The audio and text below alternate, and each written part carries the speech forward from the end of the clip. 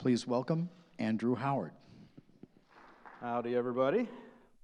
I'm Andrew. I'm from Dallas, Texas. My background, I'm going to tell you a couple stories today about livability. And the first one's a little history on myself here. My previous life, I was a transportation planner, and I got to talk to traffic engineers most days and help write a national manual on walkability. And here's me, over the planning table talking with a traffic engineer, and you can see he's like really into the conversation, dozing off a little bit, talking about walkable communities. And planners, if you've hung around planners for a long time, they talk about plans into the future, right? And we make really far visions. And what I was finding was a lot of the times the projects I was creating, we would do these renderings and of what it could look like in the future. And when we actually got down to building it, it was kind of like half there, Wasn't completely what we were talking about. And what was getting it there was really the process that we were going about in our towns of looking into the future. We were doing a lot of the work in public meetings, and we were not getting concurrence on how to move forward. I had recently taken a trip to Europe and was really mesmerized by some of the infrastructure there. This is, late 90s, early 2000s, seeing, families riding their bikes together in communities. And so I'm all ambitious and young, and I bring these ideas home to Texas and start talking about it. And this guy shows up at the public meeting, and he's like, "Carmageddon! It's gonna, take our cars away, and it's terrible." And and the crowd would rise up with him, and I was like, "All right, this is done. I can go home." And it wasn't that he was completely wrong. I mean, the places I was talking about were car cultures. There was a lot of automobiles. Texas, it gets hot, gets cold up here, right? It gets blistering hot in Texas. And so it wasn't that he was wrong that we weren't going to all hold hands and go bicycling together, but it was that I think every community deals with some sort of adversity, right? Some sort of weather adversity, some sort of cultural adversity. And then, to do these changes that we're going to have to our cities, it's a lot of paperwork. It's daunting to start with that. How much is it going to cost? How long is it going to take? And so this is where the Better Block came in and really helped me change my position on how communities can move forward. This was my own hometown of Dallas, Texas, and in our own little neighborhood of Oak Cliff, we started doing stuff together. And without much permission, a little bit of authority from a council member and a friend who had a loud voice and was in a music band, and we all thought he was cool, so we're like, follow that guy. And what we started doing was just, kind of start planning and started doing. Our idea was to get out and try some things together and see what would happen. It was kind of a little bit of the scientific method being applied to the city and to towns. It was, let's get out and test and try things. And so these projects have been going on for a while, and our typical place that we've been working has been in old main streets, or kind of on the edge of a downtown, not really the major part of town, but go to a place where it used to be active. This is Akron, Ohio. We work with the community, and we ask, what's missing? How did it used to be here? What do you remember? And then we kind of throw it back on them, too. We're like, what are you good at? Could you come help us? And we're still urban planners, so my team puts together a design based on that community input, and have places that not only change how you walk and bike and get there, but you want to have a place to get to, right? I think that's a lot of changing our lifestyle positions.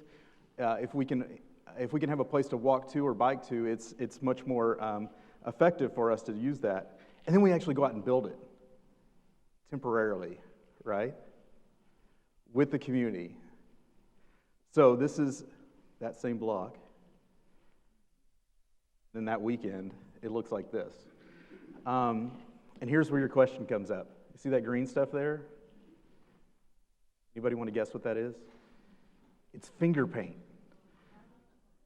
So our poll question today is, when is the last time you used finger paint? Can anybody remember?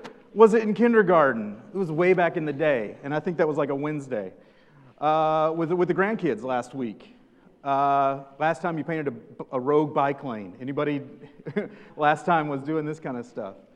I think what I'm getting at with this question is that it doesn't take a lot of time, a lot of money, and resources to start changing your city. In fact, at the end of this presentation, I'm going to give you 5 ways that you can go home tomorrow without any money and with a small group of people and start changing your community. So, and we've been so fortunate. We started this in 2010. We've done over 100 of these now. This map is actually a little bit old. And some of the best ones we've done are now with AARP at the forefront of it. So they've been in small cities all the way from little ones here in Maine and in Vermont to actually internationally in Sydney, Australia, and even Tehran, Iran did one, which kind of scared me. I was telling them to break the law, and I was like, well, maybe.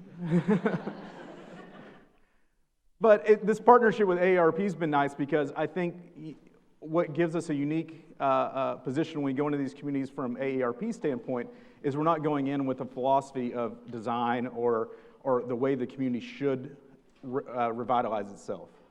If you go in with, Congress for New Urbanism or APA, the Planning Association, it's kind of, you're set in that you're going to have to do something that follows that ideology. I love the AARP Livable Communities program because it asks first, what does that community need?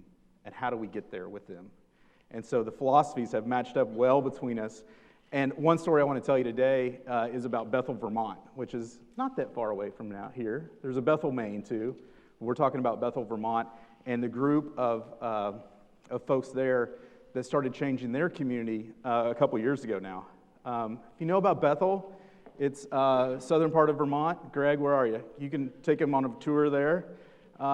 Beautiful little downtown. It's got this amazing waterfall. It's kind of on the backside of it there. It had actually been damaged in a tropical storm, Irene, if you recall, in the late 90s. Is that right? Yeah. And there's great stories about how that community came together during Irene. And, in the face of adversity, a lot of times small towns really come together and help each other. And then following out of that, those community members stayed connected. The ones that had helped them dig out of the mud, they stayed connected. And they started talking about revitalization in their city and how this historic Main Street could begin to come back as the hub of the community. And so we got to meet this community through AARP Vermont back in 2016, and we met with the community and asked what's missing, and we turned it back on them. We said, what are you good at? And get them interested in being part of the change that's going to happen there.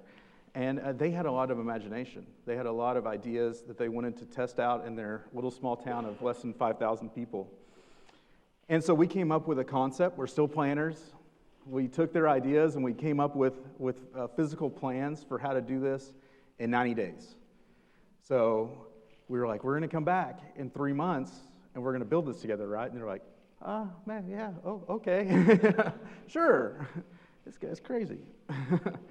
But we did. And we came back, and actually they had built so much of it already themselves just with the plans that we'd provided. But we got to see folks taking direct action in their community.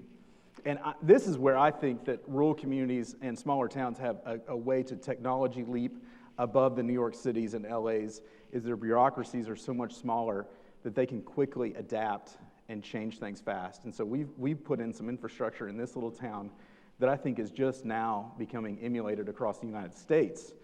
But the fun part was really that interactive piece where people were out taking ownership of their community and building together. And they had some of the same issues that you may be experiencing in some of your smaller towns, is an auto-dominated street. They had a state highway. Anybody got a state highway going through their city? Oh, I should have asked this question. Oh, man. It's a pretty normal thing for small towns to have state-controlled highways going through their main streets. Luckily, in Vermont, we were able to convince the state there to work with us. It was no small task from AARP's advocacy there over many years. We made them feel comfortable about changing this place into something that looked like this. And we got them to narrow the street down, to make it calm, to add a whole lane where there used to be parking for all kind of folks on different mobility options, which I'll show you. Had some of the first sidewalk dining they had in this area. And so the collaboration between the state allowing us and property owners in once vacant places opening their doors and allowing us to do some stuff. And we did some crazy stuff, Greg. Man, how'd we get away with that? We built the first multimodal lane in a street, I think. These are now being emulated in all kind of different languages. They're being called slow lanes, limitless lanes, scooter lanes, whatever you want to call them. This one we actually planned as a blue lane. I don't know where we came up with blue. We just picked a color. We created a parklet there, which is where you take a parking space and make it into a seating area or a small business. And we did these bulb outs where you could actually walk across the street a lot easier. And all this was happening while the old economy is still passing through Bethel.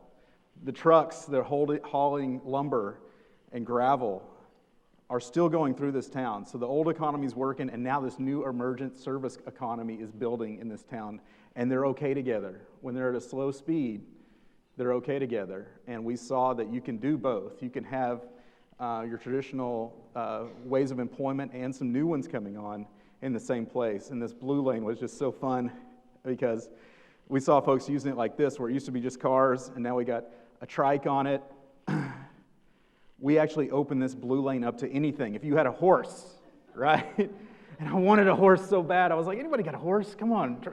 We're in Texas, and we ride armadillos over here, you know? We didn't have a horse, but we had a girl riding a unicorn, so I think that's pretty good, right? But what we started to see is that slow lane ability there for all users to come in. We also had a whole gang of spandex riders come through. And some of them used the blue lane, and some of them were in the lane, but they all, gave the thumbs up while they were going. So it's interesting. We had kids coming down too, and they were saying, "Oh, this is great! I can ride my bike down here." And we're saying, "Well, did you ride your bike down here before?" And they're like, "No, maybe we'd go to the pizza joint." But now what they found was they had other stuff to go to, like this parklet. And this is a fun story because we had a guy who was working at an Applebee's, and he was commuting into another town every day, and he's the sous chef at the Applebee's, and he started this taco stand. And that's how you mine your local resources to do something like this. Get the folks that are leaving and taking their talent somewhere else and bring them here. And we had this property owner who was starting the renovation of this old building from that had a lot of storage in it. I think you found this in your communities. There's people using these storefronts as storage. The community came, cleaned that out, opened the doors up, put new signage on, put in pop-up shops that use local talent and resources and create creativeness to fill those together. And so now we go back a couple of years and looking back at Bethel, and we saw a community at the very beginning that had a lot of holes in the teeth, is what we say, There's a lot of things missing from it. It had this great main street, but there were vacancies, there were parking lots unused, there were public spaces that didn't have any love really showed to them. And now we go back 2 years later and we look at where's the revenue being generated now from new businesses? Who's put money into fixing up their buildings? And we see that spark that happened just over a weekend has been traveling through, and they continually check off pieces as the better block, as the benchmark of them to get to one day. And they're getting pretty close, I tell you. Every time they hit me on Facebook now with something new. Some of those pop-up shops actually stayed. A group of neighbors there bought the adjacent building and started a co-working space in Bethel, Vermont, a city of 5,000. I was like, uh-oh, I might have made y'all a little crazy. I don't know if you can do that, but they started sending me pictures of folks co-working in this space and having shared workshops and actually generating enough revenue to pay the note on it as well. So this one, they just sent me an update. I don't even have a picture of it, but there was an old bar there that was in the train station. And I mean, it was one of those places like you really didn't want to sit down, anything. And now it's been bought by a couple out of New York City that moved up there because they wanted some rural lifestyle. And they have transformed this bar. And I hear they might have some kind of cross-dressing happening on some nights, and it's the big talk of the town when that happens, when you get a drag queen in. But it's really inspired that community to open their eyes to things. And they've continually added public art to the space. We went back and worked with the DOT, get this, to do some of that stuff permanently. So we went back in and helped them with the bulb outs, with reducing the size of the street there to making it a little bit more safe. And these ladies who put this whole program together, not experts, not traditionally trained in these things, they had the passion to do it. And they actually won a state award for planning in the state for doing this. And they just keep going. They're like the Energizer bunnies there of revitalization. So, Vermont, yeah, but that's over there. What's happening in Maine, right? Anybody know this place? Old Orchard Beach. I learned that a lot of Canadians know this place. Is that right? This is a resort town about 45 miles south here of Portland, Maine. And the state, AARP Maine, asked us to come this year and do sort of a walking audit, look at the city and see what place could be made better. And we went around to a couple different locations, their entertainment area, like you see here. But we kept digging. We're like, we want to get in the neighborhood. Get us something that's close to the locals. So we kept hearing, as you may know, in a lot of these cities that are resort-type communities, is a lot of the amenities are built for those seasonal folks that come. And so we wound up here. I was like, take us to the laundromat, And I think they were a little skeptical at first. They're like, oh, what's so special about this place? And I said, it's one of the last remaining, I think, kind of neighborhood hubs that you have that could have an identity uniquely to Old Orchard Beach and the residents here. And so Pat Brown, who is our sponsor there, AARP member in their local livability group, said, okay, I get you, and I'll start talking to the ownership of those buildings. And lo and behold, we found an owner there named Juice. And Juice said he wanted to start a place that was for locals, and he actually ended up calling it the Local Tap. And over a weekend, we went out and changed this place. And what we did was we highlighted where people should be walking, and we made a destination out of it. And I asked Pat later, I said, where do these colors come from, Pat? I mean, I approved them, yeah, but and she said, well, I was waking up one morning and I was washing my hair, and I looked at my my shower curtain. So inspiration can come from odd places, but it works out. And they programmed it for a weekend, and over 200 people showed up into this place, and they did pop-up shops like the formula we showed them, with an art gallery and bakery. They took this pizza joint that is now going to become the local hub for the area and eatery, and they programmed it, and they asked people, what do you think about this place? And over 250 people showed up and said, we love it that you're here. We love that something's happening. We want to volunteer to do it the next time. And so I'm telling you right now, no matter how small your town is, no matter how much other things you've tried before, I can assure you have all the talent and resources to do livability projects in your city right now. They're there. You just got to put out the invitation, and it usually starts with a small activation, something like what Pat and Helene did there in Old Orchard Beach, and it grows from that. And I'm looking forward to seeing, there's Pat right there, and these people just driving by going, hey, what are y'all doing? We want to get involved. They weren't in the library having a public meeting. This was their public meeting for livability there. And I am so excited to see what's going to happen in the next 2 years in Old Orchard Beach in Maine, to see if they can outdo what Bethel's been doing. And so my end here is that if you're passionate, you have all the skills you need to change the world. It happens all the time. There's Pat Brown. She's in her second part of her life, making change still there in Old Orchard Beach. Martha in Des Moines making change there. I don't even remember these ladies in Birmingham. Y'all see a trend here? The women are the ones that are doing a lot of this livability. Guys, we got to catch up. Come on. And so my lessons for doing this is you got to give it a name. Whatever you're trying to do, as far as you're trying to change a block, I really am interested to see how this kind of stuff could translate even into tribal communities too. We've done some parks. We've done malls with this kind of thing. And I'm really excited to see how this I want to do the Better Barn, like let's get out there, how is this going to translate into even smaller pieces? And our first thing we found is you got to give it a name. Whatever you're trying to do, if you're talking abstractly about changing something, give it a really simple name to latch onto. We open sourced the Better Block because we want people to build on each other's work. We want people to use it as an excuse in your city to beat Bethel, right? The second thing that we've learned is set a date. If you wait too long to go out and try something, you're going to talk yourself out of it. 90 days.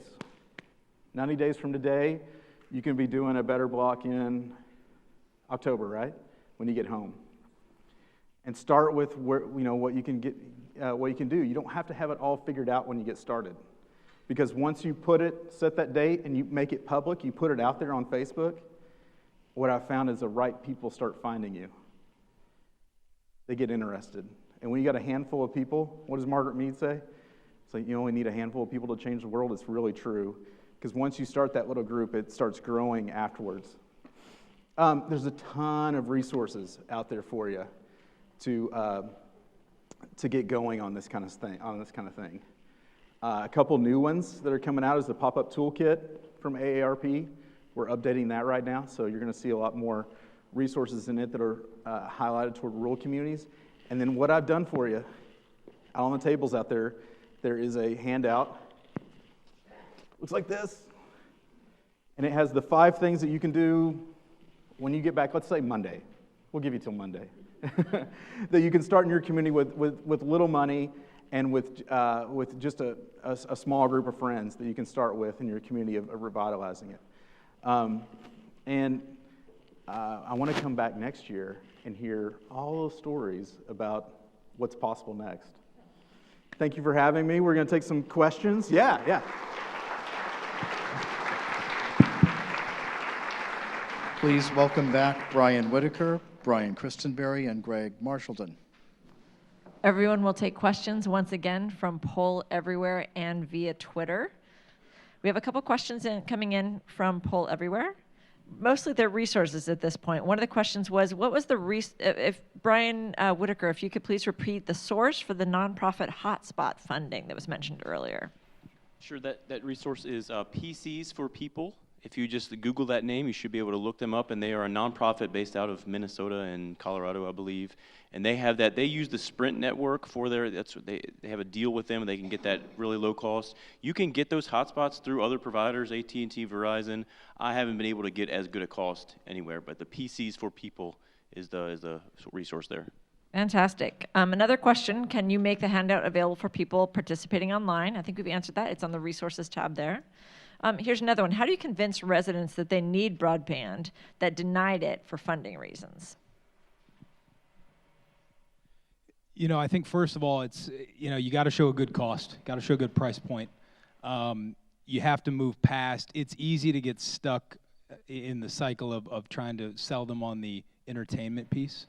I think a lot of people kind of take the easy way out and say, well, this is great. You can get Prime Video, and what if your grandkids come over, and wouldn't it be great to be able to show them online movies? I think you have to immediately get to all the things, just pinpoint all the things you have to use the internet for in a day. We look all the time about, whether it's internet banking, whether it's home security. If you looked on my street probably 3 years ago, I would have seen 0 internet-based home security systems. There's probably 5 or 6, all of different brands, whether it's Ring or Simply Safe or all these things, that are really easy to use. And I think the simplicity that a lot of these things are easy to use, the ease of use is what's kind of the benefit to a lot of people, whether it's younger or older, doesn't matter. So I think you immediately have to get to the real nuts and bolts about it and stay away from what I would say is probably the fluffier aspects of high-speed internet. The only other thing I would add is that it's almost better coming from someone they know. So someone, a family member, a friend, can introduce them to say, hey, I see you going to the bank every couple of days. Did you know you can do this online? Did you know you can, purchase things online without having to go to the store? So it's easy for us to sit here and say, hey, look at all these great things you can do on the internet. But when they hear it from someone they know and trust, it's a little bit of a different story. We have a jumble of questions here around the topic of Better Block, and before I do that, I want to remind people you may submit questions via poll everywhere through our group AARP Rural or through Twitter, hashtag AARP Rural. I'm going to list off the questions here, Andrew, and then let you pick them off in the order you see fit. So one, what is the average cost for a town for a typical Better Block design consultation? Two, who are some of the typical partners that work with you on these initiatives? Three, what kind of permits are needed for these innovations? And then fourth, maybe you'll end with this, how about a Team Better Block approach to broadband? What could that look like? What, to broadband? What could a Team Better Block approach to broadband? What would that look like? It's some pirate radio right there, right? Yeah. We need to get one of these cell towers on the back of a truck or something. I like that. Yeah, well, you're getting into the workshop elements, definitely, of Better Block. First of all, it is open source, so if you're going to do one in your community, there's a lot of resources where you can DIY it yourself. We also do AARP SWAT team there, so a number of communities have been asking for us to kind of help point them in the right direction, and that's something that we've been doing with AARP. And then a couple times a year also we are right beside a community going in and helping them do these themselves. And those projects have ranged anywhere from 50 to 60,000 based on what kind of resources they need there. But I've seen communities do these for a couple thousand too, dollars, where they're first, what they do is you borrow as much as you can. Because it's a temporary project, it's actually a really cool thing to go to your neighbor and say, I need to borrow some sugar, right? And then you go home and make the cookies, and then you bring a cookie back, So it's kind of, we started with that. We started with, really low budget ways of borrowing things, and then we build things together. And then the very last, we'll go buy pieces of it. Sometimes it's hard to make your own finger paint, although we have done that before. But you do have to buy pieces of it at some point. A lot of great resources out there for communities to get going on that standpoint. And as always, we're happy to provide you some of the first encouragement to get going. AARP has been gracious enough to help write a guidebook for communities that want to get started. What was the other one? The other question was on permits. What kind of permits are often required? And then also, what kind of partners do you tend to enlist in this? Yeah, permits are, it's an amazing American thing that we have the ability to assemble, right? It's part of our Constitution in the United States to assemble. So every community has a special event permit for parades. So we use that permit process. Don't invent a new one in your community. We just kind of tweak it. We maybe don't close the street, So when they get the application, they're like, you're not going to close the street? No. You have to explain to them a little bit. But more and more communities are expecting this kind of stuff. And so they'll expedite a permit process for you because they see it as an educational tool for their community on complete streets or revitalization. Most of the partnerships that we forge there, it's hyper-local. Like you want to start with the park, the main street you're working in. It's much like broadband. I think outreach is, go right to where it is, form your coalition there, and then expand it out from there. The National Association of Realtors, amazingly enough, has been a great partner there for getting grant funding, and a number of states and cities now are using this as part of their planning process. So start small and then kind of start building your coalition out that way. My own experience with it, with Andrew and his team and my team at AARP Vermont, for communities that are interested in this, this in my view is the entry point to making change in communities. This, you can talk about, meeting with the guy at the Department of Public Works, and they're going to tell you that they can't make this change because the plows can't get around. And then people's eyes glaze over, and then they walk out, and then that's the end of it. And you look back at a street like Bethel, and it still looks like it did 20 years ago, and like it did today. The act of so many cars that day just slowed right down, stopped, rolled their windows down, went up to an actual place where they could park back, came back down, bought a pizza, slice of pizza place, went into these pop-up shops. The act of being able to see it and to touch it and to not feel like, you're talking to a bunch of planners, no disrespect to all the great planners in the room, but it humanizes it in a way at least in my experience, I've never seen anything like it before. Since our collaboration with Team Better Block of 3 or 4 years ago, it is the avenue that AARP Vermont almost exclusively uses now. We haven't done quite the demonstration project the size that we've done in Bethel with Team Better Block, but it is what we now do when we go into a community and start working with our members, with the town manager, with a city councilor, or mostly it's just a couple of concerned people. This is the entry point, and we find it is just the easiest, best, and most powerful way to begin for people to realize, like, it doesn't have to be this way. And when they start believing that, it's incredible what can happen. I think Fantastic. it's a good follow-up, just real quick. How do you guys see it as, taking this model of kind of temporary to permanent in broadband?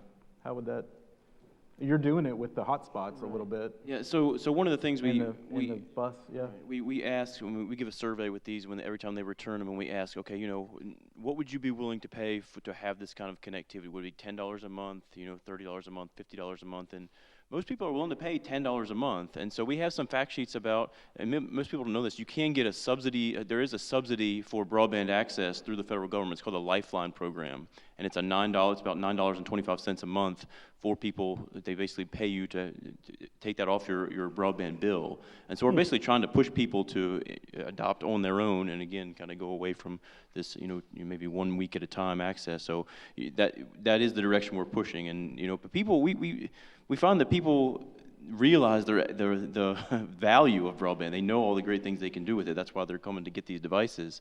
But again, for a lot of people, it's just that $40, $50 a month is just they can't afford it. So.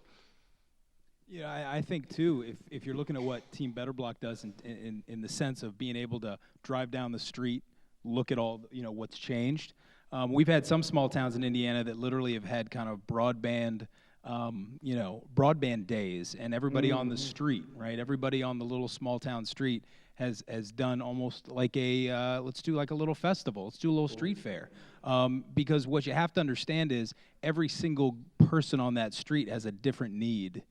So if you can go down that street and say that the guy cutting your hair, the beauty shop, the auto mechanic, everybody has a different need. And so what they were doing was they were bringing awareness to that need. So what they were doing was people would drive by and say, "Oh, what are you guys doing today?"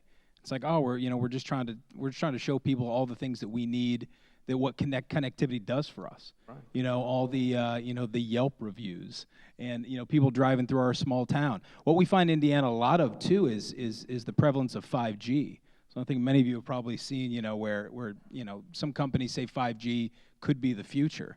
What we found too, the problem with that is that every 5G connection needs a fiber backup. And what 5G is going to do is get you from big city to big city without losing really any connectivity. But the small town might get lost in the mix. So what we're trying to say is let's not forget what's in between large cities. In Indiana, we have a law that actually doesn't force, but it compels hospitals and schools to all be connected. So all be connected, with iLight. And we're trying to convince them that in between every hospital and school and major business or major government entity are small towns that need to be connected as well. So let's not skip over everything in between, Fort Wayne and Indianapolis. There's a really vital 2.5-hour stretch there. So, but I think making it visual is crucial. So when you drive down the street, you kind of know. And that's what I love about Team Better Block. That was awesome. We have a whole bunch of questions with regards to broadband. So first, a little bit of an advertisement for another resource that someone mentioned here. It's a resource for low-income seniors and others. It's called Internet Essentials from Comcast. It's $9.95 per month for broadband. The website is internetessentials.com. So that's something to add into your list of things to check into. On broadband, a few questions here. How do you address the concern over internet security for older adults? That's one question. Two, these are both for both the Bryans here. Another one, where can we get more information on the e-learning day? And then maybe I'll ask you both to address this question. If there's one thing we should ask our local officials to do, what should it be? Well, the security for older adults, that's something I've seen. Libraries have programs on that for people that are concerned about what they should and shouldn't, what sites are safe online and when it's safe to put a credit card in. So I've seen some classes on that for people that are interested in that topic. We also have some fact sheets from our extension service that can kind of point people in the right direction. And then I guess the e-learning, I'll turn over to Brian. The e-learning is something I know that the state of Indiana does. I know that's a Department of Education piece in Indiana. So I would assume that if you want to talk to your local kind of Department of Education to see exactly what the requirements are there. I'm not sure how it differs state to state, but I would assume that they would know. And also, I think when it comes to one thing we've found a lot of when it comes to how to actually move towards the money piece. How do we? It comes down to asking, right? We've sat around for a long time expecting the federal government and the state government to help. And they always thought they were doing the right thing. But if you don't ask, if you don't show that what's currently operating isn't working, they'll think everything's fine, right? So you have to actually show that it's not working. We didn't ever ask for $100 million. I told some folks up here on the panel, we went into this past session thinking we were going to have to battle for cash. We thought we were really going to have to really fight for a line item. And out of nowhere, the governor said, how about $100 million? That's a good Tuesday, right? So I think you have to ask. You have to show that it's important. You have to continually go back and do it over and over and over again to the point where you think you're doing it too much. But at this point, I don't think there's ever too much. How about this? I'll just add one more thing on that. Sorry. So we had a question earlier about demonstrating the value, and so I would just point out that study, that Purdue study, kind of sets the backbone for a cost-benefit analysis. So it's already laid out there. So those of you that are interested in doing a similar type of study for your state, your community, your rec, that backbone's out there. You can talk to the people who conducted that study, and then your local university really can take that blueprint and run with it. It really shouldn't be too difficult. Where can folks in the audience easily get access to that Purdue survey? It should be on the resource page, I believe. I believe I sent it over. We'll confirm that, yeah.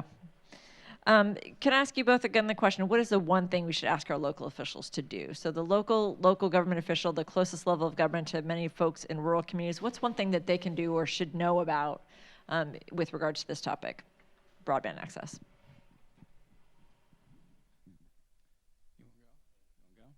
The first thing they should do is put a face to it. So show up. We tell all of our co-op members, we represent almost 1.8 million in the state, and we tell them all the time to show up. If you don't put a face to it, it's not important. Sometimes the bigger cities tend to get more of what they want in the state legislature. The bigger cities don't have this problem. So the rural community needs to step up often, step up early, and put a face to it. And like Brian said earlier, come prepared, have statistics, make the phone call, use that Purdue study. I mean, that Purdue study does everything other than, it's not a self-serving utility forward study. It's a study, it talks of telemedicine, rural economic development. It talks about all the things that your local officials can hang their hat on. You need to give something they can use. Just don't make it about you, make it about them. It's almost the first thing you should do. It's lobbying 101. Go show them how this benefits them. If they can go to their constituents first and show them some benefit, it doesn't seem so much like they're asking for anything. And I would just back that up with, it's always beneficial to have people who could benefit from broadband, but basically want broadband but don't have it. So I just got an email this morning from someone who's trying to start up a grocery store in a small town, and they're struggling because there's no broadband access. So if you can take that to your legislator and say, hey, look at these people that are trying to improve the economy, trying to help the local community, but they can't get broadband, what can you do? That's a very powerful story. I did confirm we do have the Indiana statewide paper posted to the website as a PDF. We'll make sure that everybody here in the room also gets that as a follow-up. Andrew, a question for you. Of the many years of doing Better Block demonstration projects, what is one thing that has sort of emerged as a surprise for you over the years as you've done these projects? What's something that you didn't expect when you first went into this business that now you appreciate and see as commonplace even? Yeah, I think just the widespread talent that is out there just waiting. The guy in Bethel that was the Applebee's, backup cook, who made one of the best tacos I've ever had in my life in Vermont, you know.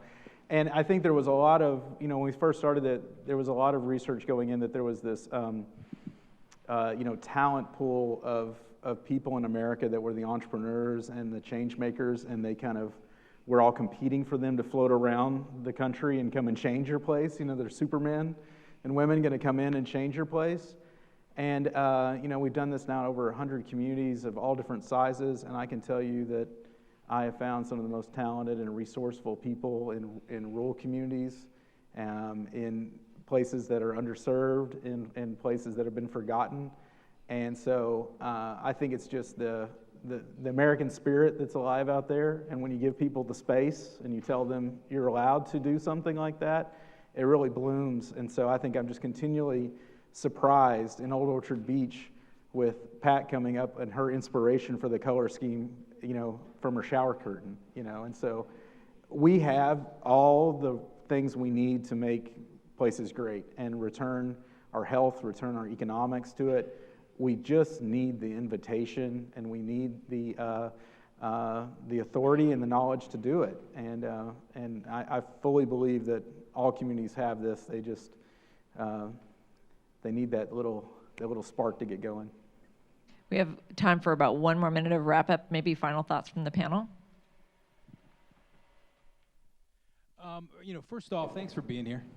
It's what we talk about in the State House all the time. Thanks for showing up. Real quick, before today, has anyone heard of an electric cooperative? Anybody know of an electric cooperative? There you go. We got a member in the audience. It's important for us. I've been with the co-ops now for 8 years. I find it fascinating that we are an organization that's all from the ground up. If you don't like how your board's acting, you throw them out. If you don't like what your rate looks like, you have a say. And I think that's as democratic as it gets. And I think for us, you know, the expansion of broadband, the deployment of broadband is at its core an extremely ground level, grassroots type need. Like I said, back in the 1930s, if you went to a large electric company and said, we live in rural Indiana and we need electricity, they sit there and say, well, burn oil, we're not coming. And I think that's equivalent of what you're getting today. If you talk to a large legacy telecom, if they can't make money, they're not going to be there. So we have to take it into our own hands, whether it's on the co-op level, whether it's on the kind of the local level with your local groups. I was talking to somebody out in the lobby a little while ago, AARP from Connecticut, I believe, and we were talking about the smart home across the street. And it reminded me of a legislator last week that showed me a video on her phone. She said, come here, I want to show you something. She pulled up a video and she said, my 98-year-old mother lives by herself, and I have cameras in every room of her house. And I literally can go room by room and see where mom is. And I can see if mom's still up. I can see if she's eating lunch. If she's not, I can talk through the camera and remind her to eat lunch. I can remind her to go take a shower. This is giving mobility, right? This is the most freeing technology we've seen in years. This is not a one-way technology. This is a technology that's allowing you to explore, to be accessible, and to do things on a whole nother level, no matter your age, skill set. And I think it's probably the most important thing we've done probably since the 1930s for electricity. I'm excited to be a part of it, and I'm excited for your engagement. So thanks. Ryan? That was a very powerful point. Thank you. I really appreciated that. The only thing I would add to that is, so if you guys have probably heard of this thing called the digital divide. That's if you look at the latest statistics, about 70% of urban households have an internet connection. It's only about 60% in rural America. So, and I've been kind of painting this all along. It's not just the availability. There's this demand side, right? We got to get people to understand why they need it, the things they can do with it. So the availability is an important part, and we talked about, you know, municipal broadband, rural electric cooperatives, WISPs, wireless internet service providers. But then there's this local education component that's going to come from family members, friends, local small businesses, trying to get people to interact with them on Yelp and some of the things that we've discussed. So I think about it from that kind of getting people to adopt is a really important aspect of this as well. Andrew? You know, I think one of the most valuable lessons I've learned working with AARP and, you know, working with a large membership base like this is that people learn from each other. They learn from members, you know, they learn from their neighbors. And I think that's what we're posed with right now in rural communities is what's that communication look like? You know, how are we going to get the word out on these ideas of needing broadband, on needing walkability, on needing these things? And so I think that's going to be one of the most intriguing things to come out of this workshop is how are you doing it already in your city, in your places and towns, and inform us of how that's working, and we can start sharing that information now with even a broader group of people. And so I also want to say hi to my mom on the live stream. Hi, Mom.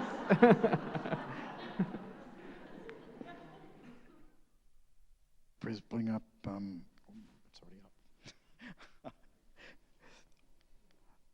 Thank you, Brian, Greg, and Andrew. I'm from Alphas.